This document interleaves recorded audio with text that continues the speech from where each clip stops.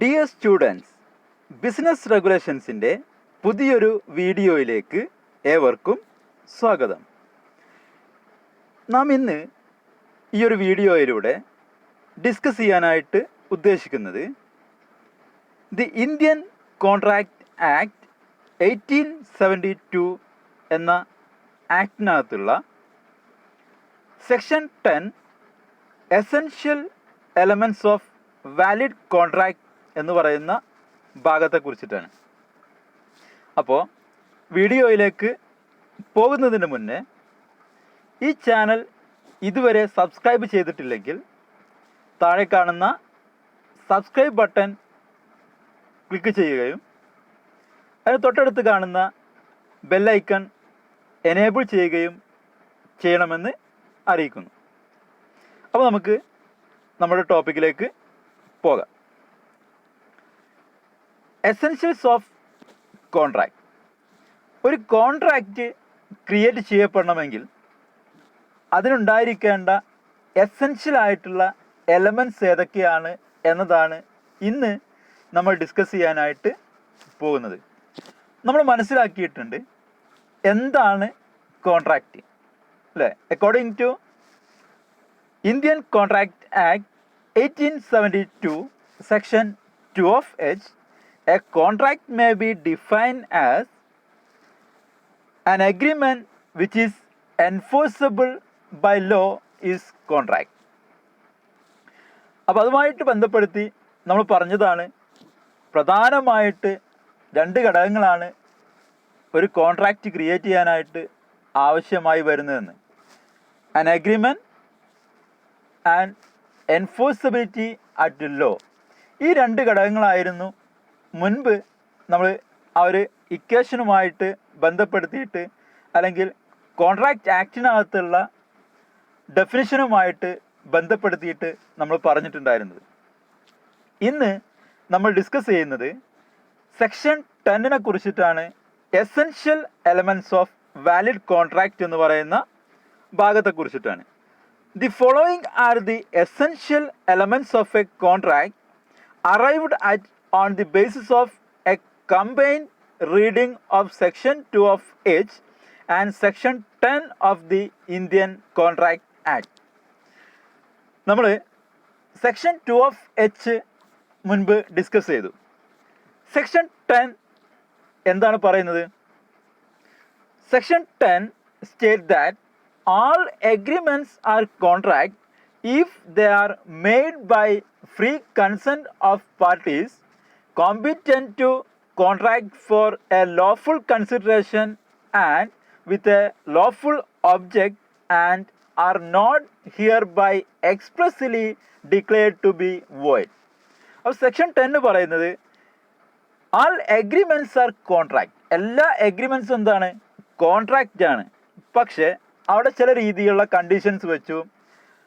If they are made by free consent of the പാർട്ടീസിൻ്റെ free കൺസെൻറ്റോട് കൂടിയിട്ട് made ചെയ്തതായിട്ടുള്ള കോൺട്രാക്റ്റ് ആയിരിക്കണം. അതേപോലെ തന്നെ കോമ്പിറ്റൻറ്റ് ടു കോൺട്രാക്ട്. ആ പാർട്ടീസ് എങ്ങനെയുള്ള ആളുകളായിരിക്കണം? Competent to contract. That means ആ ഒരു കോൺട്രാക്റ്റ് ക്രിയേറ്റ് ചെയ്യാൻ കോമ്പിറ്റൻ്റ് ആയിട്ടുള്ള പാർട്ടീസ് ആയിരിക്കണം. For a lawful consideration. എന്തിനു പകരമായിട്ട്? ഒരു ലോഫുൾ കൺസിഡറേഷൻ അവിടെ ഉണ്ടായിരിക്കണം. അതിന് പകരമായിട്ടായിരിക്കണം കോൺട്രാക്റ്റ് ക്രിയേറ്റ് ചെയ്യുന്നത്. അതുപോലെ തന്നെ with a lawful object lawful ആയിരിക്കണം. ദാറ്റ് മീൻസ് ലീഗൽ ആയിരിക്കണം. And are not hereby expressly declared to be void. അതൊരിക്കലും ആ ഒരു കോൺട്രാക്റ്റ് ക്രിയേറ്റ് ചെയ്യുന്ന ആ ഒരു സബ്ജക്റ്റ് മാറ്റർ, ദാറ്റ് മീൻസ് ആ ഒരു ഒബ്ജക്റ്റ് ഒരിക്കലും എന്ത് ചെയ്യാൻ പാടില്ല? അത് ഒരിക്കലും വോയിഡായിട്ട് ഡിക്ലെയർ ചെയ്തതായിട്ട്, ഏതെങ്കിലും ആക്ട് പ്രകാരം വോയിഡായിട്ട് ഡിക്ലെയർ ചെയ്തതായിട്ട് വരാനും പാടില്ല. അപ്പോൾ ഇങ്ങനെയുള്ള ചില കണ്ടീഷൻസ് എല്ലാം പാലിക്കപ്പെടേണ്ടതായിട്ട് വരുന്നുണ്ട് എന്നുള്ളതാണ് സെക്ഷൻ 10 പറയുന്നത്. അപ്പോൾ സെക്ഷൻ 2 ഓഫ് എച്ച് അതുപോലെ തന്നെ സെക്ഷൻ 10 ഈ രണ്ട് ഘടകങ്ങളെയും നമ്മൾ ചേർത്ത് വെച്ച് വായിക്കുമ്പോൾ ഒരു കോൺട്രാക്റ്റ് അത് വാലിഡ് കോൺട്രാക്റ്റ് ആയിട്ട് മാറുന്നതിന് വേണ്ടിയിട്ട് താഴെ പറയുന്ന എസെൻഷ്യൽ എലമെൻറ്റ്സ് എല്ലാം ഉണ്ടായിരിക്കണം എന്ന് നമുക്ക് കാണാനായിട്ട് സാധിക്കും. അപ്പോൾ ഏതെല്ലാമാണ് അത്തരത്തിലുള്ള എസെൻഷ്യൽസ് ആയിട്ട് വരുന്ന ഘടകങ്ങളെന്ന് നമുക്ക് പരിശോധിക്കാം. ഒന്നാമത്തത് an agreement. First one, an agreement. Second one, consensus ad idem. Third one, capacity of parties to contract. Fourth one, free consent between parties. Fifth one, lawful consideration. Sixth one, lawful object. Seventh one, agreement not expressly declared to be void. Eighth one, certainty and possibility of performance. Ninth one, an intention to create legal relationship. And last one, fulfilling legal formalities. അപ്പോൾ ഇത്രയും 10 എലമെൻസിനെ കുറിച്ചിട്ടാണ് നമുക്ക് ഇന്ന് discuss ചെയ്യാനായിട്ട് ഉള്ളത്. അപ്പോൾ ഓരോ രീതിയിലുള്ള എലമെൻസും എന്താണ് പറയുന്നത് എന്ന് നമുക്കൊന്ന് നോക്കാം. An agreement. What is an agreement? Every promise and every set of promise forming consideration to each other is an agreement. നമ്മൾ നേരത്തെ കഴിഞ്ഞ വീഡിയോയിൽ നമ്മൾ എന്ത് ചെയ്തിട്ടുണ്ട്, എഗ്രിമെൻ്റ് എന്താണ് എന്ന് കോൺട്രാക്റ്റിൻ്റെ ഡെഫിനിഷൻ പഠിക്കുമ്പോൾ അതിൻ്റെ കൂടെ നമ്മൾ ഡിസ്കസ് ചെയ്തിട്ടുണ്ട് അല്ലേ. അപ്പോൾ നമ്മൾ മനസ്സിലാക്കി വെക്കേണ്ടത്, ഒരു കോൺട്രാക്റ്റ് ക്രിയേറ്റ് ചെയ്യപ്പെടണം എന്നുണ്ടെങ്കിൽ അവിടെ നിർബന്ധമായിട്ടും ഉണ്ടാവേണ്ടുന്ന ഒരു ഘടകമാണ് എന്ത്, എഗ്രിമെൻ്റ് എന്ന് പറഞ്ഞത്. There must be an agreement between the parties of a contract. An agreement involve a valid offer by one party and valid acceptance by the other party. Therefore, an agreement is equal to offer plus acceptance.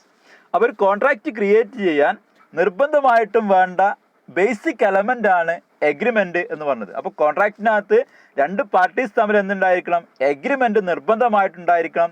എങ്ങനെ agreement create ചെയ്യും, നമ്മളൊരു picture അല്ലെങ്കിൽ illustration നമ്മൾ പഠിച്ചിട്ടുണ്ടായിരുന്നു അല്ലേ. Valid offer, valid acceptance, ഈ രണ്ട് ഘടകങ്ങളും കൂടി ചേരുമ്പോഴേ എന്തായിട്ട് മാറുന്നുള്ളൂ, എഗ്രിമെൻ്റ് ആയിട്ട് മാറുന്നുള്ളൂ.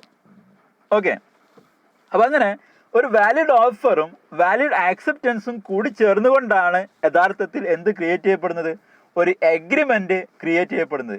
ആ എഗ്രിമെൻറ്റിന് എൻഫോഴ്സിബിലിറ്റി ഉണ്ടാകുമ്പോഴാണ് അത് കോൺട്രാക്റ്റ് ആയിട്ട് മാറുന്നത്. നമുക്കൊരു എക്സാമ്പിൾ നോക്കാം. ഇപ്പോൾ എക്സ് എന്ന് പറയുന്ന ആള്, അയാൾ എന്ത് ചെയ്യാണ്, അയാളുടെ മാരുതി കാറ് വിൽക്കാനായിട്ട് 1,00,000 രൂപക്ക് നൽകാമെന്ന് വൈ എന്ന് പറയുന്ന ആൾക്ക് ഓഫർ കൊടുക്കുകയാണ് അല്ലേ. ആ വൈ എന്ന് പറയുന്ന ആള് ആ ഒരു ഓഫർ എന്ത് ചെയ്തു, ആക്സെപ്റ്റ് ചെയ്തു. അവ എക്സിന് 1,00,000 രൂപീസ് കൊടുത്തുകൊണ്ട് ആ ഒരു കാറ് വാങ്ങിക്കാമെന്ന് അയാൾ എന്ത് ചെയ്യാണ്, എഗ്രി ചെയ്യുകയാണെങ്കിൽ, ആക്സെപ്റ്റ് ചെയ്യുകയാണെന്നുണ്ടെങ്കിൽ അത് എന്തായിട്ട് മാറുന്നു, ഒരു എഗ്രിമെൻ്റ് ആയിട്ട് മാറുന്നു. ഓക്കെ, അവിടെ ഓഫർ ഉണ്ടായിരിക്കണം, അതേപോലെ തന്നെ അതർ പാർട്ടിയുടെ ആക്സെപ്റ്റൻസും ആ ഒരു ഓഫറിന് ലഭിക്കുമ്പോഴേ എന്തായിട്ട് മാറുന്നുള്ളൂ, അത് ഒരു പ്രോമിസ് ആയിട്ട്, അതൊരു എഗ്രിമെൻ്റ് ആയിട്ട് മാറുന്നുള്ളൂ. ഓക്കെ, ഇനി രണ്ടാമത്തെ ഘടകം എന്താണ്, consensus ad idem. Consensus ad idem. Okay, spelling കൃത്യമായിട്ട് മനസ്സിലാക്കി വെക്കുക. അറ്റ് എന്നല്ല, അറ്റ് ഐഡം എന്നാണ്. ഓക്കെ, നമ്മൾ പറഞ്ഞിട്ടുണ്ട് കോൺട്രാക്റ്റ് എന്ന് പറയുന്ന വേർഡ് ഡിറൈവ് ചെയ്തിരിക്കുന്നത് എവിടെ നിന്നാണ്, ലാറ്റിൻ വേർഡ് കോൺട്രാക്റ്റം. അപ്പോൾ അവിടുന്ന് ഇങ്ങോട്ട് വന്നിട്ടുള്ള ചില ടേംസ് ആണ് ഇവിടെ എന്ത് ചെയ്യുന്നത്, വരുന്നത്. അതുകൊണ്ടാണ് ഇത്തരത്തിലുള്ള സ്പെല്ലിങ്ങിനകത്ത് ചേഞ്ച് കാണുന്നത്. കൃത്യമായിട്ട് എന്ത് ചെയ്യണം, മനസ്സിലാക്കിയിട്ട് വെക്കണം. Consensus ad idem. ഓക്കെ, എന്താണ് consensus ad idem? For a valid agreement there must be a complete identity of mind among the contracting parties regarding the subject matter of the contract. അപ്പോൾ ഒരു valid agreement create ചെയ്യണമെന്നുണ്ടെങ്കിൽ അവിടെ ഉണ്ടായിരിക്കേണ്ടുന്ന ഏറ്റവും important ആയിട്ടുള്ള അടുത്ത ഘടകം എന്താണ്, A complete identity of mind. Identity of mind among the contracting parties regarding the subject matter of the contract. നമ്മൾ എന്തൊരു ഘടകത്തെ ബേസ് ചെയ്തുകൊണ്ടാണോ ആ ഒരു കോൺട്രാക്റ്റ് ക്രിയേറ്റ് ചെയ്യുന്നത്, ആ ഒരു സബ്ജക്റ്റ് മാറ്ററുമായിട്ട് ബന്ധപ്പെട്ട കാര്യത്തിനകത്ത് രണ്ട് കോൺട്രാക്റ്റിംഗ് പാർട്ടീസ് തമ്മിൽ എന്തുണ്ടായിരിക്കണം, ഒരു ഐഡന്റിറ്റി ഓഫ് മൈൻഡ് ക്രിയേറ്റ് ചെയ്യുന്നതിന് വേണ്ടിയിട്ട് സാധിക്കണം. That means the party to a contract must agree upon the subject matter of the contract in the same manner and the same sense. ഒരു example നോക്കിക്കഴിഞ്ഞാൽ നിങ്ങൾക്ക് മനസ്സിലാക്കാൻ സാധിക്കും. A has 2 houses, one at Calicut and another at Kochi, but B is aware of only one of these. B proposes to buy the house of which he is aware, as consent to sell the other house. Since there is confusion in the mind of the parties, so there is no consensus at item and the contract thus formed is not valid. അപ്പോൾ A എന്ന് പറയുന്ന ആൾക്ക് 2 വീടുകളുണ്ട്. ഒന്ന് എവിടെയാണ്? ഒന്ന് കാലിക്കറ്റാണ്, രണ്ടാമത്തത് കൊച്ചിയിലാണ്. ബി എന്ന് പറയുന്ന ആൾക്ക് എയുടെ ഒരു വീടിനെ കുറിച്ചിട്ട് അവയർനെസ് ഉണ്ട്. ഒരു വീടിനെ കുറിച്ച് ആർക്കറിയാം? ബിക്ക് അറിയാം. ബി എന്ത് ചെയ്യുന്നു? അയാളുടെ ആ ഒരു അവയർനെസ് ഉള്ള, അയാൾക്ക് അറിയാവുന്ന ആ ഒരു വീട് വെച്ചിട്ട് അയാൾ എന്ത് ചെയ്യാണ്? എയിൽ നിന്നും ആ ഒരു വീട് വാങ്ങിക്കാൻ വേണ്ടിയിട്ട് അയാളൊരു പ്രപ്പോസൽ തയ്യാറാക്കുകയാണ്. ഓക്കെ. എന്നാൽ എ അവിടെ കൺസെൻറ്റ് പ്രൊവൈഡ് ചെയ്യുമ്പോൾ എ ഉദ്ദേശിക്കുന്നത് ബി ഉദ്ദേശിച്ച വീടല്ല, നേരെ മറിച്ച് അടുത്ത വീട്. അപ്പോൾ ബി എന്ന് പറയുന്ന ആൾ എക്ക് കാലിക്കറ്റ് വീടുണ്ടെന്നറിയാം, അത് വാങ്ങിക്കാൻ വേണ്ടിയിട്ട് പ്രപ്പോസ് ചെയ്തു. എന്നാൽ എ ഉദ്ദേശിക്കുന്നത് കൊച്ചിയിലത്തെ വീട് എന്ത് ചെയ്യാം, കൊടുക്കാമെന്നുള്ളതാണ്. ഓക്കെ. അപ്പോൾ ഇവിടെ 2 ആളുകൾ തമ്മിൽ എന്തുണ്ട്? ഒരു കൺഫ്യൂഷൻ. അവ 2 പാർട്ടീസ് തമ്മിലുള്ള ആ ഒരു സബ്ജക്റ്റ് മാറ്റർ ബന്ധപ്പെടുത്തിയിട്ട് ഒരു കൺഫ്യൂഷൻ നിലനിൽക്കുന്നുണ്ട്. ബി ഉദ്ദേശിക്കുന്നത് കാലിക്കറ്റിലെ വീട് വാങ്ങിക്കാനും എ ഉദ്ദേശിക്കുന്നത് കൊച്ചിയിലെ വീട് നൽകാനുമാണ്. ഓക്കെ. അപ്പോൾ 2 പാർട്ടീസും സെയിം സെൻസിൽ, സെയിം മാനറിൽ ആ ഒരു സബ്ജക്റ്റ് മാറ്ററിനെ ഐഡൻറ്റിഫൈ ചെയ്യുമ്പോൾ മാത്രമേ യഥാർത്ഥത്തിൽ അവിടെ എന്ത് ചെയ്യുന്നുള്ളൂ, കോൺട്രാക്റ്റ് ക്രിയേറ്റ് ചെയ്യപ്പെടുന്നുള്ളൂ, അല്ലെങ്കിൽ അത് വാലിഡ് ആയിട്ട് മാറുന്നുള്ളൂ. ആ ഒരു ഐഡൻറ്റിറ്റി ഓഫ് മൈൻഡ് ക്രിയേറ്റ് ചെയ്യാൻ സാധിക്കുന്നില്ല എന്നുണ്ടെങ്കിൽ അവിടെ ആ ഒരു കോൺട്രാക്റ്റ്, അല്ലെങ്കിൽ ആ ഫോം ചെയ്യുന്ന ആ ഒരു കോൺട്രാക്റ്റ് എന്തായിരിക്കും? വാലിഡ് അല്ലാത്തതായിരിക്കും. ദാറ്റ് മീൻസ് നോട്ട് വാലിഡ്, അഥവാ അത് ഒരിക്കലും നമുക്ക് എന്ത് ചെയ്യാൻ കഴിയില്ല, ഫുൾഫിൽ ചെയ്യാനായിട്ട് സാധിക്കാത്ത രീതിയിലുള്ള ഒരു കോൺട്രാക്റ്റ് ആയിരിക്കും. ഓക്കെ. ഇനി 3ാമത്തെ പോയിന്റിലേക്ക് പോവാം. Capacity of parties to contract. Capacity of parties to contract. There must be at least 2 parties to every contract. These parties must have legal capacity to enter into a contract. Every person who is a major and possesses sound mind is competent to enter into a contract. അപ്പോൾ ഒരു contract create ചെയ്യുന്നിടത്ത് നമുക്കറിയാം, agreement create ചെയ്യുമ്പോൾ അവിടെ offer create ചെയ്യുന്ന ഒരാളുണ്ട്, അത് accept ചെയ്യുന്ന ഒരാളുണ്ട്. അഥവാ ഒരു കോൺട്രാക്റ്റ് ക്രിയേറ്റ് ചെയ്യാൻ മിനിമം 2 ആളുകളെങ്കിലും ഉണ്ടായിരിക്കണം എന്നുള്ളത് നിർബന്ധമാണ്, അല്ലേ? ഏത് കോൺട്രാക്റ്റിനകത്തും മിനിമം 2 പാർട്ടീസ് ഉണ്ടായിരിക്കും. ഈ പാർട്ടീസ് എങ്ങനെയുള്ള പാർട്ടീസ് ആയിരിക്കണം? ലീഗലി കപ്പാസിറ്റി ഉള്ള പാർട്ടീസ് ആയിരിക്കണം. ദാറ്റ് മീൻസ് കോമ്പിറ്റൻസി എന്നുള്ളത് ഉദ്ദേശിക്കുന്നത് ലീഗാലിറ്റിയാണ്. അപ്പം ലീഗൽ കോമ്പിറ്റൻസി, ലീഗൽ കപ്പാസിറ്റി ഉള്ള ആളുകൾക്ക് മാത്രമേ എന്ത് ചെയ്യാൻ സാധിക്കുള്ളൂ, ഒരു കോൺട്രാക്റ്റിനകത്തേക്ക് എൻ്റർ ചെയ്യുന്നതിന് വേണ്ടിയിട്ട് സാധിക്കുള്ളൂ. ഇനി എങ്ങനെയുള്ള ആളുകളാണ് ലീഗൽ കപ്പാസിറ്റി ഉള്ള ആളുകൾ? Every person who is A major. ഏത് രീതിയിലുള്ള ആളുകളാണെങ്കിലും അവരാരാണ്? ലീഗലി കോമ്പിറ്റൻ്റ് ആണ്. എങ്ങനെയാണെങ്കിൽ അവർ മേജർ ആണെങ്കിൽ. ആരാ മേജർ ആയിട്ടുള്ള ആളെന്ന് പറയുന്നത്? 18 years ഓഫ് ഓൾഡ് കംപ്ലീറ്റ് ചെയ്തായിട്ടുള്ള ആൾ, 18 വയസ്സ് പൂർത്തിയാക്കിയിട്ടുള്ള ആളാണ് യഥാർത്ഥത്തിൽ ആര്? മേജർ എന്ന് പറയുന്നത്. And possesses sound mind. Sound mind person ആയിരിക്കണം. ദാറ്റ് മീൻസ് കാര്യങ്ങളെ കൃത്യമായിട്ട് അറിയാനുള്ള, പക്വതയോട് കൂടിയിട്ട് ചിന്തിക്കാനുള്ള കഴിവുള്ള ആളുകളായിരിക്കണം. അതുപോലെ തന്നെ not expressly disqualified from contracting is competent to enter into a contract. ഇനി അതുപോലെ തന്നെ ഏതെങ്കിലും ആക്ട് പ്രകാരം, ഇന്ത്യയിൽ നിലവിലുള്ള ഏതെങ്കിലും ആക്ട് പ്രകാരം ഡിസ്ക്വാളിഫൈ ചെയ്തതായിട്ടുള്ള പേഴ്സൺ ആവാനും പാടില്ല. ഇങ്ങനെയുള്ള ആളുകളെയാണ് നമ്മൾ എന്തെന്ന് പറയുന്നത്, കോമ്പിറ്റൻറ്റ് പേഴ്സൺ എന്നുള്ള ആ ഒരു രീതിയിൽ പറയുന്നത്. എന്നാൽ ഇവിടെ ചില രീതിയിലുള്ള ആളുകളുണ്ട്. A person who is A minor, persons of unsound mind like drunken, idiots, lunatics are incapable of entering into a contract. അല്ലേ? ഇപ്പോൾ മൈനർ ആയിട്ടുള്ള ആള്, മൈനർ എന്ന് പറയുമ്പോൾ ആരാണ്? 18 years ഓഫ് ഓൾഡ് അറ്റൈൻ ചെയ്തിട്ടില്ലാത്ത ആളാണ്. 18 വയസ്സ് പൂർത്തിയായിട്ടില്ലാത്ത ആള്. അവരാരാണ്? മൈനറാണ്. ഈ മൈനർ ആയിട്ടുള്ള ആള്. ഇനി അതല്ലെങ്കിൽ persons of unsound mind. Unsound mind എന്ന് പറഞ്ഞു കഴിഞ്ഞാൽ കാര്യങ്ങളിൽ തീരുമാനം എടുക്കാൻ, അല്ലെങ്കിൽ ഒരു കാര്യത്തിനകത്ത് തീരുമാനം എടുക്കുമ്പോൾ അത് തനിക്ക് അനുകൂലമാണോ പ്രതികൂലമാണോ എന്ന് കൃത്യമായിട്ട് മനസ്സിലാക്കാൻ സാധിക്കാത്ത ആൾ. അതിൽ വരുന്ന കാറ്റഗറീസ് ആണ് എന്ത്? Drunken person or drunkard. That means വെള്ളം അടിച്ചിട്ടുള്ള ആൾ, കള്ള് കുടിച്ച് അല്ലെങ്കിൽ എന്തെങ്കിലും രീതിയിൽ ഡ്രഗ് അഡിക്റ്റഡ് ആയിട്ട് സ്ഥലകാല ബോധമില്ലാതെ ഇരിക്കുന്ന ആൾ.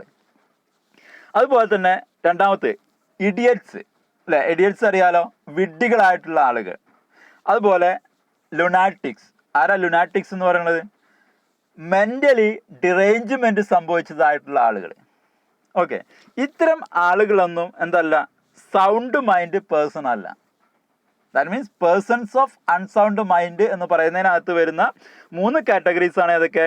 Drunken, idiots and lunatics. ഇവരൊന്നും കോൺട്രാക്റ്റിനകത്ത് എൻറ്റർ ചെയ്യുന്നതിന് വേണ്ടിയിട്ട് ക്യാപ്പബിൾ ആയിട്ടുള്ള ആളുകളല്ല എന്നതും കൂടി എന്ത് ചെയ്യണം? ഇതിൻ്റെ കൂടെ തന്നെ മനസ്സിലാക്കി വെക്കാം. ഓക്കെ, ഇതിൻ്റെ കൂടെ അറ്റാച്ച് ചെയ്യേണ്ടതായിട്ടുള്ള ഒരു ചെറിയൊരു പോർഷൻ കൂടിയുണ്ട്. ഇനി ഏതെങ്കിലും രീതിയിലുള്ള കേസുകളിൽ മൈനർ മേജറായിട്ട് കൺവേർട്ട് ചെയ്യുന്നതിന് വേണ്ടിയിട്ട് നമ്മൾ കേൾക്കാറുള്ള ഒന്നാണ് 21 years ഓഫ് ഓൾഡ് എന്ന് പറഞ്ഞത്, അല്ലേ? അത് ഗാർഡിയനെ കോർട്ട് അപ്പോയിൻറ്റ് ചെയ്ത് കൊടുത്തതായിട്ടുള്ള കേസുകൾ. ഇപ്പോൾ ചില രീതിയിലുള്ള കേസുകളിൽ ഉണ്ടായിരിക്കും എന്ത്, കുട്ടികൾ അല്ലെങ്കിൽ മൈനർ ആയിട്ടുള്ള ആളുകളുടെ കേസിൽ കോർട്ട് ഗാർഡിയനെ, ലീഗൽ ഗാർഡിയൻ എന്നുള്ളൊരു പേരിൽ അപ്പോയിൻറ്റ് ചെയ്ത് കൊടുത്തതായിട്ടുള്ള കേസുകൾ ഉണ്ടാവും. അപ്പോൾ അത്തരം സിറ്റുവേഷൻസിനകത്ത് 18 വയസ്സ് പൂർത്തിയായി കഴിഞ്ഞാൽ ആ ഒരു കുട്ടി മേജറായിട്ട് മാറുന്നില്ല. അവിടെ 21 years of old, that means 21 വയസ്സ് പൂർത്തിയാകുമ്പോൾ മാത്രമേ എന്ത് ചെയ്യുള്ളൂ, ആ ഒരു കുട്ടിയെ മേജറായിട്ട് കൺസിഡർ ചെയ്യുകയുള്ളൂ. ഓക്കെ, ഇനി അടുത്തൊന്നിലേക്ക് പോവാം. Free consent between parties. The contracting parties must give their consent freely. A consent is said to be free if it is not caused by coercion, undue influence, fraud, misrepresentation, or mistake.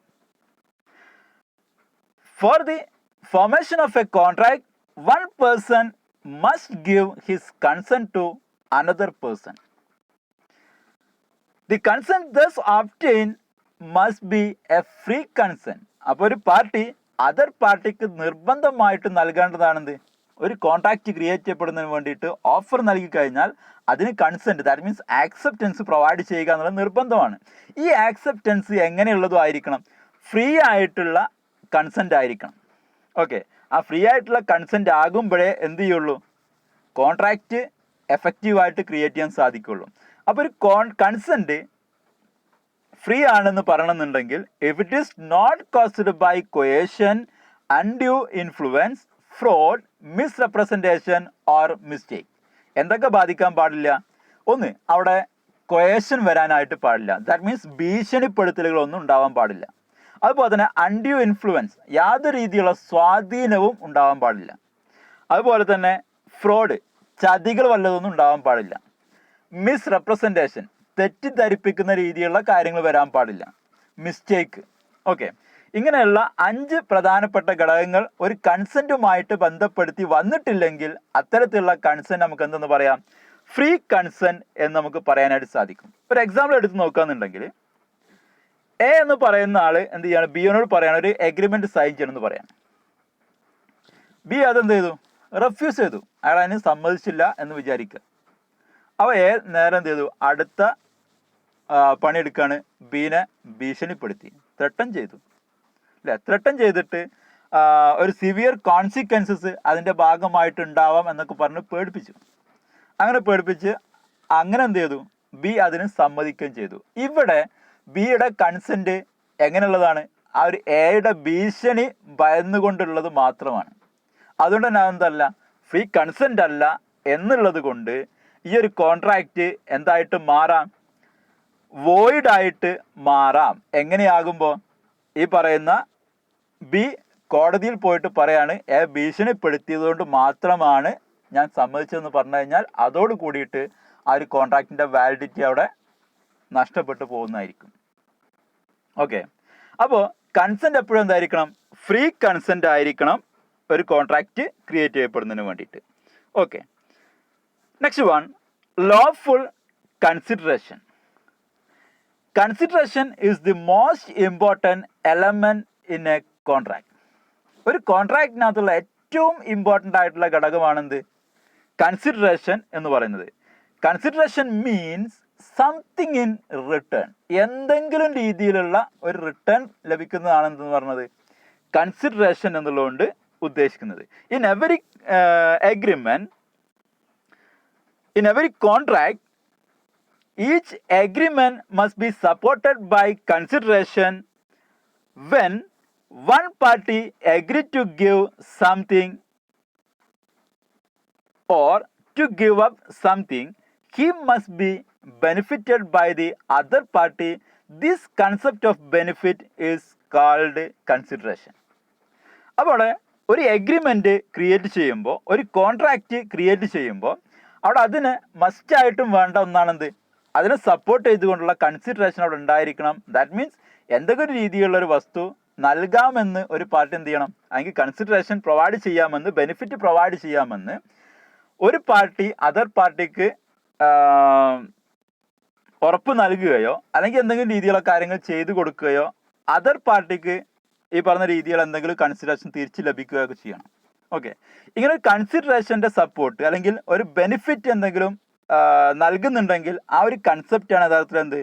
Consideration എന്നുള്ള പേരിൽ പറയപ്പെടുന്നത്. A contract without consideration is not contract at all. ഒരു consideration ഇല്ലാതെ നമ്മൾ create ചെയ്യുന്ന contract അതെന്തല്ല?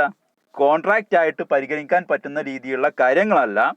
Without consideration a contract is regarded as nudum പാക്റ്റം.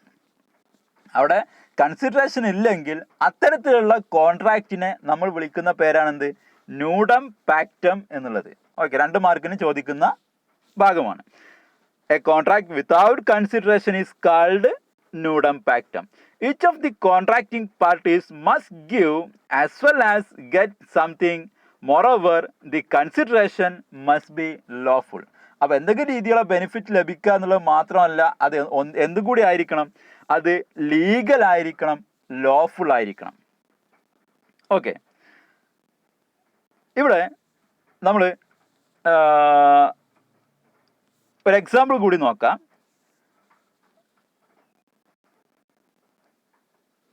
ഒരാളിനെ വധിക്കാൻ വേണ്ടിയിട്ട് അല്ലെങ്കിൽ ഒരാളുടെ കയ്യോ കാലോ കൊടുക്കാൻ വേണ്ടിയിട്ട് ഒരാൾ കൊട്ടേഷൻ കൊടുക്കുകയാണ് എന്ന് വിചാരിക്കാം. അവിടെ ഒരു വ്യക്തിയുടെ കയ്യും കാലും മുറിക്കുന്നതോ അല്ലെങ്കിൽ ഒരാളെ വധിക്കുന്നതോ ആണ് യഥാർത്ഥത്തിൽ എന്ത്? ഒരു പാർട്ടിക്കുള്ള ബെനിഫിറ്റ്. അതർ പാർട്ടിക്കുള്ള ബെനിഫിറ്റ് അതിന് ഇയാൾ നൽകുന്ന ക്യാഷാണ്. ഇവിടെ കൺസിഡറേഷൻ എന്തല്ല? ലോഫുൾ അല്ല, അല്ലെങ്കിൽ ലീഗൽ വാലിഡിറ്റി ഉള്ളതല്ല. അതുകൊണ്ട് തന്നെ അതെന്താവില്ല യഥാർത്ഥത്തിൽ. ഇപ്പോൾ ക്യാഷ് കൊടുത്തു, ഒരാളെ കൊന്നില്ല, കോടതിയിൽ പോയിട്ട് കേസ് കൊടുക്കാൻ പറ്റുമോ? എൻ്റെ കയ്യിൽ നിന്ന് 5 ലക്ഷം രൂപ വാങ്ങിച്ചിട്ടുണ്ട്, ഇയാൾ എന്ത് ചെയ്യുന്നില്ല? അയാളെ പോയിട്ട് കൊല്ലുന്നില്ല, അല്ലേ? അപ്പോൾ ഈ രീതിയിലുള്ള കാര്യങ്ങൾ എന്ത് ചെയ്യാൻ പറ്റില്ല, ഒരു കോൺട്രാക്റ്റ് ക്രിയേറ്റ് ചെയ്യുന്നതിന് വേണ്ടിയിട്ട് വരാൻ പാടില്ല എന്നതാണ്. അപ്പോൾ അവിടെ കൺസിഡറേഷൻ എന്നുള്ളത് സംതിങ് ഇൻ റിട്ടേൺ എന്നുള്ളത് മാത്രമല്ല, അത് എന്തുകൂടി ആയിരിക്കണം? അത് ലോഫുൾ ആയിരിക്കണം, അല്ലെങ്കിൽ ലീഗൽ കൺസിഡറേഷൻ കൂടി ആയിരിക്കണം. Okay, next one, lawful object. The object of an agreement must be lawful. ഇനി ഒരു എഗ്രിമെൻറ്റ് ക്രിയേറ്റ് ചെയ്യുന്നതിന് വരുന്ന ആ ഒരു ഒബ്ജക്റ്റ്, അല്ലേ, നമ്മൾ എന്തൊന്നിനെ ബേസ് ചെയ്തുകൊണ്ട് എഗ്രിമെൻറ്റ് ക്രിയേറ്റ് ചെയ്യുന്നോ ആ ഒരു എഗ്രിമെൻറ്റ് ക്രിയേറ്റ് ചെയ്യാനുള്ള ആ ഒരു ഒബ്ജക്റ്റ് എന്തായിരിക്കണം? ലോഫുൾ ഒബ്ജക്റ്റ് ആയിരിക്കണം, അല്ലേ? It is considered unlawful if it is illegal, immoral, fraudulent of a nature that, if permitted, it would defeat the provisions of any law, causes injury to the person or property of another, or opposite to public policy. When the object of a contract is not lawful, the contract is void. അപ്പോൾ അവിടെ unlawful എന്നുള്ള രീതിയിൽ നമ്മൾ consider ചെയ്യാറുള്ളത് ഒന്നെന്താണ്, illegal ആയിട്ടുള്ളത്, അതുപോലെ തന്നെ immoral ആയിട്ടുള്ള കോൺട്രാക്റ്റുകൾ, അതുപോലെ ഫ്രോഡുലന്റ് കോൺട്രാക്റ്റുകൾ. നമ്മൾ ഫ്രീ കൺസെന്റ് പറഞ്ഞു അല്ലെ, ഫ്രോഡ് വരാൻ പറ്റുമോ? ഇല്ല, അത് ഫ്രോഡുലന്റ് ആയിട്ടുള്ള കോൺട്രാക്റ്റുകൾ. അപ്പോൾ ഈ രീതിയിലുള്ള കോൺട്രാക്റ്റുകൾ എന്താണ്, അൺലോഫുൾ ആണ്. ഇനി അതുപോലെ തന്നെ ഇനി പെർമിറ്റ് ചെയ്യുന്നുണ്ടെങ്കിൽ തന്നെ അവിടെ എന്ത് ചെയ്യാൻ പാടില്ല, ഒരിക്കലും ഏതെങ്കിലും രീതിയിലുള്ള ആക്റ്റുകളുടെ പ്രൊവിഷൻസിന് വിരുദ്ധമായിട്ടുള്ള രീതിയിലാവാൻ പാടില്ല. അതേപോലെ തന്നെ ഏതെങ്കിലും പേഴ്സൺസിന് എന്തെങ്കിലും രീതിയിലുള്ള ഇഞ്ചറി വരുത്തുന്ന രീതിയിലുള്ള കാര്യങ്ങളാവാൻ പാടില്ല. ഇപ്പം നമ്മൾ നേരത്തെ പറഞ്ഞ കയ്യും കാലം മുറിക്കുക എന്നൊക്കെ പറഞ്ഞത് അല്ലേ. അതേപോലെ തന്നെ എന്തെങ്കിലും ഒരാളുടെ പ്രോപ്പർട്ടിക്ക് ഏതെങ്കിലും രീതിയിലുള്ള നഷ്ടം വരുത്തുന്ന രീതിയിലുള്ള കോൺട്രാക്റ്റിലാവാൻ പാടില്ല. ഇപ്പോൾ ഒരാളുടെ വീടൊക്കെ നശിപ്പിക്കാൻ വേണ്ടിയിട്ട് എന്ത് ചെയ്തു, കൊട്ടേഷൻ കൊടുത്തു അല്ലേ. അങ്ങനെ പ്രോപ്പർട്ടി നശിപ്പിക്കുന്നതിന് വേണ്ടിയിട്ടോ അല്ലെങ്കിൽ ഒരു പേഴ്സൺ എന്തെങ്കിലും രീതിയിലുള്ള ഡാമേജ് അല്ലെങ്കിൽ ഇഞ്ചറീസ് വരുത്തുന്നതിന് വേണ്ടിയിട്ടുള്ള കോൺട്രാക്റ്റിലാവാൻ പാടില്ല. അതേപോലെ തന്നെ പബ്ലിക് പോളിസിക്ക് വിരുദ്ധമായിട്ടുള്ള കോൺട്രാക്റ്റിലാവാൻ പാടില്ല. അപ്പോൾ ഇങ്ങനെയുള്ള കാര്യങ്ങളാകുമ്പോഴേ എന്ത് ചെയ്യുള്ളൂ, ഒബ്ജക്റ്റ് അൺലോഫുൾ ആണ് എന്ന് പറയാൻ പറ്റുള്ളൂ. ഓക്കെ, ഈ പറയുന്ന ഘടകങ്ങളൊന്നും, അഥവാ illegal, immoral, fraudulent, opposite to public policy, causes any injury to the person or the property of the another, ഇങ്ങനെയുള്ള കാര്യങ്ങളൊക്കെ പരിഗണിക്കുമ്പോൾ അത്തരം പ്രശ്നങ്ങളൊന്നും വരുന്നില്ലെങ്കിൽ അത്തരത്തിലുള്ള ആ ഒരു ഒബ്ജക്റ്റിനെ നമുക്ക് എന്തെന്ന് പറയാം, ലോഫുൾ ഒബ്ജക്റ്റ് എന്ന് പറയാനായിട്ട് പറ്റും. അപ്പോൾ നമ്മുടെ ലോഫുൾ കൺസിഡറേഷൻ, ലോഫുൾ ഒബ്ജക്റ്റ് ഏറെക്കുറെ ഒരേ സെൻസിൽ പരിഗണിക്കേണ്ടതായിട്ടുള്ള വിഷയങ്ങളാണ്. ദാറ്റ് മീൻസ് ഈ പറഞ്ഞ ഒരു വ്യക്തിയുടെ കൺസിഡറേഷൻ ആയിരിക്കും എന്ത് അവിടെ ഒബ്ജക്റ്റ് ആയിട്ട് അതർ വ്യക്തിക്ക് വരുന്നുണ്ടായിരിക്കും. അപ്പോൾ ഈ പറഞ്ഞ രീതിയിലുള്ളൊരു ബന്ധം ഒബ്ജക്റ്റും കൺസിഡറേഷനും തമ്മിൽ എന്ത് ചെയ്യുന്നുണ്ട്, വരുന്നുണ്ട് എന്നത് കൂടി ഇതിൻ്റെ കൂടെ മനസ്സിലാക്കി വെക്കാം. Next one, agreement not expressly declared to be void. Agreement not expressly declared to be void. The agreement must not have been declared void by any law in force in India. The Act has itself declared void certain type of agreement such as those in restraint of marriage or trade or legal proceedings, as well as wagering agreement. In such a case, the agreement cannot be enforced.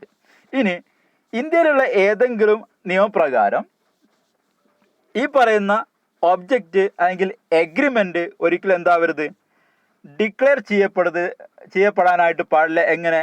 Void ആയിട്ട് declare ചെയ്യപ്പെടാനായിട്ട് പാടില്ല. അഥവാ നിയമം മൂലം ഈ ഒരു contract അല്ലെങ്കിൽ ഈ ഒരു എഗ്രിമെൻ്റ് അതിന് വാലിഡിറ്റി ഇല്ല എന്നുള്ളത് നിയമം പറയുന്നുണ്ടെങ്കിൽ പിന്നെ ആ കോൺട്രാക്റ്റിന് എന്തില്ല, ഒരിക്കലും വാലിഡിറ്റി ക്രിയേറ്റ് ചെയ്യാൻ സാധ്യമല്ല. ഓക്കെ, ചില രീതിയിലുള്ള എക്സാമ്പിൾസ് നമ്മൾ എടുക്കുകയാണെന്നുണ്ടെങ്കിൽ, ഇൻ റെസ്ട്രെയിൻ ഓഫ് മാരേജ്, വിവാഹം റെസ്ട്രെയിൻ ചെയ്തുകൊണ്ട്, അല്ലെങ്കിൽ ട്രേഡ് റെസ്ട്രെയിൻ ചെയ്തുകൊണ്ട്, അല്ലെങ്കിൽ ലീഗൽ പ്രൊസീഡിങ്സിനെ റെസ്ട്രെയിൻ ചെയ്തുകൊണ്ട് ക്രിയേറ്റ് ചെയ്യപ്പെടുന്നത് പാടില്ല എന്ന് ആക്ട് പറയുന്നുണ്ട്.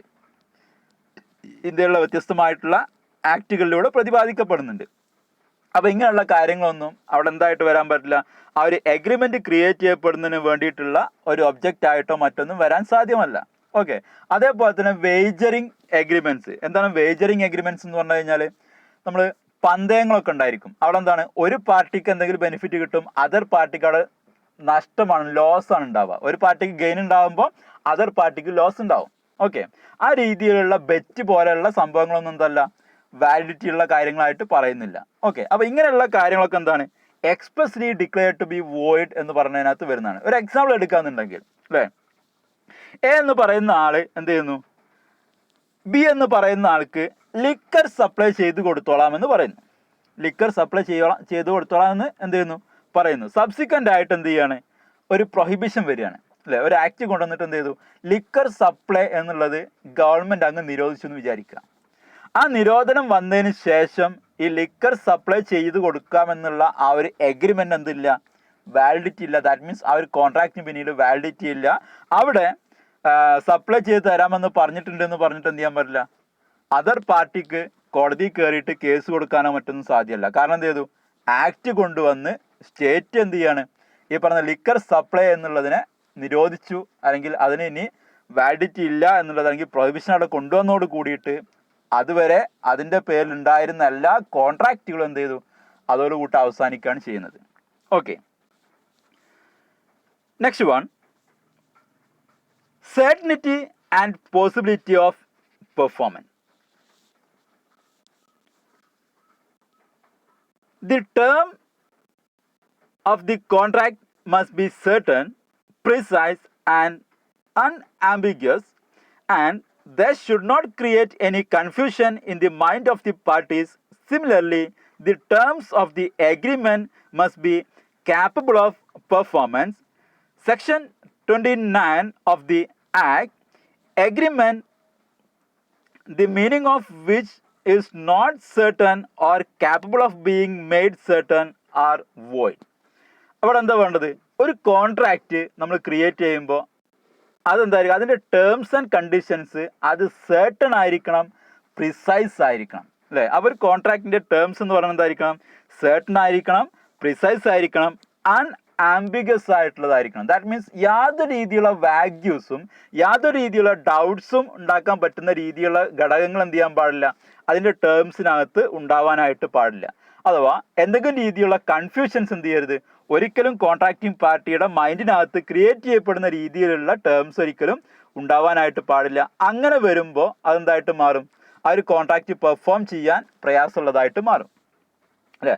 ഇനി അതേപോലെ തന്നെ ഒരിക്കലും അതെന്തായിട്ട് മാറാനും പാടില്ല, ആ പറയുന്ന ആക്ട്, ആ ഒരു എഗ്രിമെൻറ്റിനകത്ത് വരുന്ന അതിൽ ഇൻവോൾവ്ഡ് ആയിട്ടുള്ള ആക്ട് അതൊരിക്കലും ഇമ്പോസിബിൾ ആയിട്ട് മാറാനായിട്ട് പാടില്ല, അല്ലേ? അത് ചെയ്യാൻ കഴിയാത്ത രീതിയിലുള്ള കാര്യങ്ങൾ.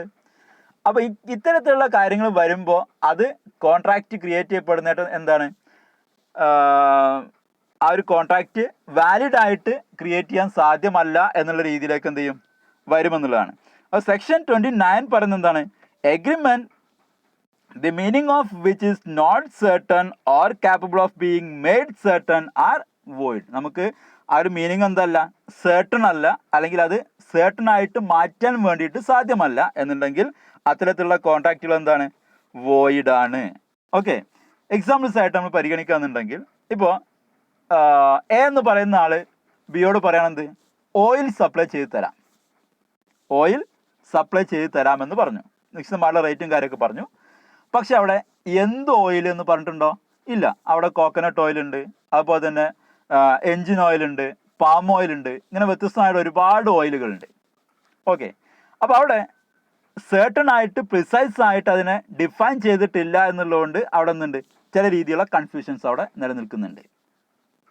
ഓക്കെ, ഇനി രണ്ടാമത്തെ ഘടകം പെർഫോമൻസ്, ഇമ്പോസിബിലിറ്റിയുടെ ബേസായിട്ട് ബന്ധപ്പെട്ട് വരുന്നത്.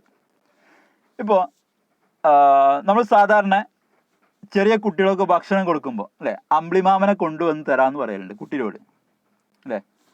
അമ്പിളിമാമനെ ഒരിക്കലും എന്ത് ചെയ്യാൻ കഴിയില്ല, പിടിച്ചുകൊണ്ട് വരാൻ കഴിയുമോ, ഇല്ല, അല്ലേ? അപ്പോൾ ഇവിടെ എന്താണ്, ഇമ്പോസിബിലിറ്റി എന്നുള്ള ആ ഒരു ഘടകം വരാം. അത് നമ്മൾ ജസ്റ്റ് പെട്ടെന്ന് നിങ്ങൾക്ക് മനസ്സിലാകാൻ വേണ്ടിയിട്ട് പറഞ്ഞു എന്നുള്ളത് മാത്രമേ ഉള്ളൂ. അവിടെ നമ്മൾ കോൺട്രാക്റ്റിനകത്തേക്ക് നമ്മൾ കൊണ്ടുവരുന്ന ഏതൊരു ഘടകത്തെയും നമ്മൾ എന്ത് ചെയ്യുക, പരിഗണിച്ചു കഴിഞ്ഞാൽ ഇത്തരത്തിൽ അത് ഇമ്പോസിബിൾ ആണെങ്കിൽ, ചെയ്യാൻ സാധിക്കാത്ത രീതിയിലുള്ള ഒരു ആക്റ്റാണ് എന്നുണ്ടെങ്കിൽ അത് അവിടെ ഒരു വാലിഡ് കോൺട്രാക്റ്റ് ക്രിയേറ്റ് ചെയ്യാനുള്ള ഉതകുന്ന രീതിയിലുള്ള ഒന്നായിട്ട് പരിഗണിക്കാൻ സാധ്യമല്ല. Okay, next one, an intention to create legal relationship. There must be an intention among the parties to create a legal relationship. Otherwise, there cannot be binding agreement between them. The agreement should create a legal obligation. അപ്പോൾ എന്താണ് പറഞ്ഞത്, ആ ഒരു contracting parties തമ്മിൽ എന്തുണ്ടായിരിക്കണം, ഒരു intention ഉണ്ടായിരിക്കണം. എന്തിനു വേണ്ടിയിട്ട്? ഒരു ലീഗൽ റിലേഷൻഷിപ്പ് സ്ഥാപിക്കുക എന്നുള്ള ഒരു ഇൻറ്റൻഷൻ ഉണ്ടായിരിക്കണം. അഥവാ ഒരു കോൺട്രാക്റ്റ് ക്രിയേറ്റ് ചെയ്യുമ്പോൾ ഓഫററും ആക്സെപ്റ്ററും തമ്മിൽ, അല്ലെങ്കിൽ ഓഫർ മെയ്ഡ് ചെയ്യുന്ന ആളും അത് ആക്സെപ്റ്റ് ചെയ്യുന്ന ആളും തമ്മിൽ എന്ത് ചെയ്യുന്നുണ്ട്? ഒരു ലീഗൽ റിലേഷൻഷിപ്പ് അവിടെ സ്ഥാപിക്കപ്പെടുന്നുണ്ട്. അപ്പോഴേ എന്ത് ചെയ്യാൻ പറ്റുള്ളൂ? എന്തെങ്കിലും രീതിയിലുള്ള കോൺട്രാവെൻഷൻസ് വരുമ്പോൾ, അല്ലെങ്കിൽ ബ്രീച്ച് വരുന്ന സമയത്ത്, അല്ലെങ്കിൽ ലംഘനങ്ങൾ ഉണ്ടാകുന്ന സമയത്ത് നമുക്ക് കോടതി കയറിയിട്ട് അത് ബോധിപ്പിക്കാനും അതിന് വേണ്ടതായുള്ള റെമഡിയൽ മെഷേഴ്സ് സ്വീകരിക്കാനൊക്കെ നമുക്ക് സാധിക്കുകയുള്ളൂ. ഓക്കെ, അപ്പോൾ ആ രീതിയിലുള്ളൊരു ലീഗൽ റിലേഷൻഷിപ്പ് സ്ഥാപിക്കുക എന്നുള്ള ആ ഒരു ഉദ്ദേശത്തോട് കൂടിയിട്ടാകുമ്പോഴേ എന്താകുള്ളൂ? ആ ഒരു എഗ്രിമെൻ്റ് ബൈൻഡിങ് ആയിട്ട് മാറുന്നുള്ളൂ എന്നുള്ളതാണ്. ഓക്കെ, അഥവാ ആ ഒരു എഗ്രിമെൻ്റ് ക്രിയേറ്റ് ചെയ്യുമ്പോൾ അവിടെ സ്വാഭാവികമായിട്ടും ഉണ്ടാവേണ്ടുന്ന ഒരു ഘടകമാണെന്ത്? A legal obligation. രണ്ട് പാർട്ടീസ് തമ്മിൽ എന്തുണ്ടായിരിക്കണം? ലീഗൽ ഒബ്ലിഗേഷൻസ് കൂടി അതിൻ്റെ ഭാഗമായിട്ട് ക്രിയേറ്റ് ചെയ്യപ്പെടേണ്ടതായിട്ട് വരുന്നുണ്ട്. Okay, last one, fulfilling legal formalities. The agreement must comply with the necessary formalities as to right, registration, stamping, etc. if any required in order to make it enforceable by law. ഇനി legal formalities ചിലപ്പോഴൊക്കെ കയറി വരുന്നൊരു ഘടകമാണ് അല്ലേ? ഒരു contract create ചെയ്യപ്പെടുന്നിടത്ത് അല്ലെങ്കിൽ അത് perform ചെയ്യപ്പെടുന്നിടത്ത് ചില രീതിയിലുള്ള നെസസറി ഫോർമാലിറ്റീസ് ഒരു പക്ഷേ എന്ത് ചെയ്യപ്പെടാം? ഉണ്ടാവാം. അത് ഇൻ റൈറ്റിംഗ് ആയിരിക്കണം, ഇനി അതല്ലെങ്കിൽ രജിസ്റ്റേർഡ് ആയിരിക്കണം, അല്ലെങ്കിൽ സ്റ്റാമ്പ് പതിച്ചിരിക്കണം. ഇങ്ങനെ നിർബന്ധമായിട്ട് അത് ഫോളോ ചെയ്യേണ്ടതായിട്ടുള്ള ചില പ്രൊസീജിയറുകൾ എന്ത് ചെയ്യപ്പെടാം? പറയാം. അപ്പോൾ ഇങ്ങനെയുള്ള കാര്യങ്ങൾ പറയുന്നുണ്ട് എന്നുണ്ടെങ്കിൽ അത്തരത്തിലുള്ള കാര്യങ്ങൾ കൂടി എന്താണ് ഇവിടെ ആ ഒരു കോൺട്രാക്റ്റ് അംഗീകരിക്കപ്പെടുന്നതിന് വേണ്ടിയിട്ട് അല്ലെങ്കിൽ എൻഫോഴ്സ് ചെയ്യപ്പെടുന്നതിന് വേണ്ടിയിട്ട് ആവശ്യമായിട്ട് വരുന്നത്. അപ്പോൾ നമ്മൾ എന്തെങ്കിലും അപേക്ഷയോ മറ്റോ കൊടുക്കുമ്പോൾ അല്ലേ, നമ്മൾ ഓൺലൈനായിട്ട് അപേക്ഷിക്കണം. അതിൻ്റെ പ്രിൻ്റ് ഔട്ട് എടുത്തിട്ട് എന്ത് ചെയ്യണം? അറ്റസ്റ്റ് ചെയ്ത് സെൻഡ് ചെയ്തിട്ട് കൊടുക്കണം. ഇപ്പോൾ യൂണിവേഴ്സിറ്റി എക്സാമിനൊക്കെ വേണ്ടിയിട്ട് ചെയ്യുമ്പോൾ അല്ലേ. അപ്പോൾ ഇങ്ങനെയുള്ള കാര്യങ്ങൾ എന്താണ്? അത് അംഗീകരിക്കപ്പെടാൻ അല്ലെങ്കിൽ അത് വാലിഡ് ആയിട്ട് മാറുന്നതിന് വേണ്ടിയിട്ട് ചെയ്യേണ്ടതായിട്ടുള്ള ചില പ്രൊസീജിയറുകൾ അവിടെ പറയാണ് അല്ലേ. അത്തരം ഫോർമാലിറ്റീസ് അല്ലെങ്കിൽ നെസസറി ഫോർമാലിറ്റീസ് അവിടെ പ്രിസ്ക്രൈബ്ഡ് ആയിട്ട് പറയുന്നുണ്ടെങ്കിൽ അതെന്താണ്? ആ ഒരു കോൺട്രാക്റ്റ് എൻഫോഴ്സ് ചെയ്യപ്പെടുന്നതിന് വേണ്ടിയിട്ട് നിർബന്ധമായിട്ടുണ്ടാവേണ്ടതായിട്ടുള്ള ഘടകങ്ങളാണ്. ഇങ്ങനെയുള്ള 10 കാര്യങ്ങളാണെന്ത്? Essential elements of a valid contract under section 10 of the Indian contract act. Okay, ഇനി ഈ ഒരു കാര്യം നമ്മൾ ഡിസ്കസ് ചെയ്യുമ്പോൾ അതിന് കൂടെ നമ്മൾ മനസ്സിലാക്കി വെക്കേണ്ടുന്ന ഒരു ചെറിയൊരു ഭാഗമാണെന്ത്? All contracts are agreements, but all agreements are not contract. എല്ലാ കോൺട്രാക്റ്റുകളും എഗ്രിമെൻ്റ് ആണ്, എന്നാൽ എല്ലാ എഗ്രിമെൻറ്റുകളും കോൺട്രാക്റ്റ് അല്ല. ഇങ്ങനൊരു സ്റ്റേറ്റ്മെൻറ്റ് നമുക്ക് എന്ത് ചെയ്യാം? സെക്ഷൻ 10 ബേസ് ചെയ്തുകൊണ്ട് ഒരു പക്ഷെ നമ്മൾ കാണാം. ഓക്കെ, അപ്പോൾ ഈ പറയുന്ന സ്റ്റേറ്റ്മെൻറ്റ് കറക്റ്റ് ആണോ? നമുക്ക് ഒന്ന് പരിശോധിക്കാം. All contracts are agreements. According to section 2 of H, an agreement enforceable by law is a contract. Therefore, all contracts are agreements. Section 2 of H എന്താ പറഞ്ഞത്? an agreement enforceable by law is a contract. ഒരു agreement അതിനെന്തുണ്ട്? Enforceability കൂടി ഉണ്ടെങ്കിൽ അതെന്തായി? Contract ആയി. അതുകൊണ്ട് തന്നെ നമുക്ക് എന്തെന്ന് പറയാം? എല്ലാ കോൺട്രാക്റ്റുകളും എന്താണ്? എഗ്രിമെൻ്റ് ആണ് എന്ന് പറയാം. എന്നാൽ രണ്ടാമത്തെ സ്റ്റേറ്റ്മെന്റ് എന്താ? All agreements are not contract അല്ലേ. They must be enforceable in a court of law. All agreements are contract. They must be enforceable in a court of law. Therefore, some agreements remain only as agreement that do not become contract. For example, agreement not intended to create legal relationship, agreement not made with the free consent of the parties, agreement not made by competent person, agreement not made for a lawful object, etc. അപ്പോൾ നമ്മൾ ഈ പറയുന്ന valid contract create ചെയ്യുന്നതിന് വേണ്ടിയിട്ട് ആവശ്യമായിട്ട് പറയുന്ന ഘടകങ്ങൾ, ഇത്തരം കാര്യങ്ങൾ പാലിക്കപ്പെടുന്നില്ലെങ്കിൽ നമുക്ക് എന്ത് മനസ്സിലാക്കാം? അത്തരത്തിലുള്ള എഗ്രിമെൻറ്റ്സ് അത് വെറും എഗ്രിമെൻറ്റ്സ് മാത്രമാണ്, ഒരിക്കലും എന്താവുന്നില്ല, അത് കോൺട്രാക്റ്റ് ആയിട്ട് മാറുന്നില്ല അല്ലേ. ഇനി അതേപോലെ തന്നെ ലീഗൽ ഒബ്ലിഗേഷൻസ് ക്രിയേറ്റ് ചെയ്യപ്പെടുന്നില്ലെങ്കിൽ, ഇപ്പോൾ നമ്മൾ സാധാരണ പറയുന്ന സോഷ്യൽ അഗ്രിമെൻറ്റ്സ് പോലെയുള്ള കാര്യങ്ങൾ അല്ലേ. അപ്പോൾ ഈ സോഷ്യൽ അഗ്രിമെൻറ്റ്സ് പോലെയുള്ള കാര്യങ്ങളൊക്കെ ആകുമ്പോൾ അവിടെ എന്താണ്, അത്തരം കാര്യങ്ങൾക്കകത്ത് ഒരു പക്ഷേ എന്തുണ്ടാവില്ല, ചിലപ്പോൾ ലീഗൽ ഒബ്ലിഗേഷൻ ക്രിയേറ്റ് ചെയ്യപ്പെടുന്നുണ്ടായിരിക്കില്ല. നമ്മൾ എക്സാമ്പിളായിട്ട് നേരത്തെ പറഞ്ഞു, ഡിന്നറിന് എന്ത് ചെയ്തു, ഒരാളിനെ ക്ഷണിച്ചു, ആ ഡിന്നറിന് ക്ഷണിച്ചു, അയാൾ ആക്സെപ്റ്റ് ചെയ്തു, പക്ഷേ അയാൾ വന്നിട്ടില്ലെങ്കിൽ കേസ് കൊടുക്കാൻ പറ്റുമോ? ഇല്ല. അപ്പോൾ അവിടെ എന്താണ്, അത്തരത്തിലുള്ള സോഷ്യൽ എഗ്രിമെൻറ്റ്സ് അത് ഒരു പക്ഷേ എന്ത് ചെയ്യുന്നുണ്ടായിരിക്കില്ല, ഈ പറഞ്ഞ ലീഗൽ ഒബ്ലിഗേഷൻ ക്രിയേറ്റ് ചെയ്യപ്പെടുന്നില്ലെങ്കിൽ നമുക്കത് കോടതിയിൽ എന്ത് ചെയ്യാൻ പറ്റില്ല, എൻഫോഴ്സ് ചെയ്യാൻ പറ്റുന്ന കാര്യമായിട്ട് വരുന്നില്ല. അതുകൊണ്ട് തന്നെ അത്തരത്തിലുള്ള കാര്യങ്ങളൊക്കെ എന്താണ്, ഇത്തരത്തിലുള്ള എഗ്രിമെൻറ്റുകൾ അത് എഗ്രിമെൻറ്റുകൾ മാത്രമാണ്, ഒരിക്കലും എന്തായിട്ട് മാറുന്നില്ല, കോൺട്രാക്റ്റ് ആയിട്ട് മാറുന്നില്ല. Thus all contracts are agreement but all agreements are not contract. Okay, അപ്പോൾ ഇത് നമ്മൾ സെക്ഷൻ 10 ബേസ് ചെയ്തുകൊണ്ട് അറിഞ്ഞിരിക്കേണ്ടുന്ന ഒരു സ്റ്റേറ്റ്മെൻ്റ് ആണ്. അപ്പോൾ കാര്യങ്ങൾ എന്ത് ചെയ്യുക, കൃത്യമായിട്ട് മനസ്സിലാക്കുക, പഠിക്കുക. ഇനി ഒരിക്കൽ കൂടി ഓർമ്മിപ്പിക്കുന്നു, ചാനൽ ഇതുവരെ സബ്സ്ക്രൈബ് ചെയ്തിട്ടില്ലെങ്കിൽ സബ്സ്ക്രൈബ് ചെയ്യുക, തൊട്ടടുത്തുള്ള ബെല്ലൈക്കൺ കൂടി എന്ത് ചെയ്യുക, എനേബിൾ ചെയ്യുക. ഓക്കെ.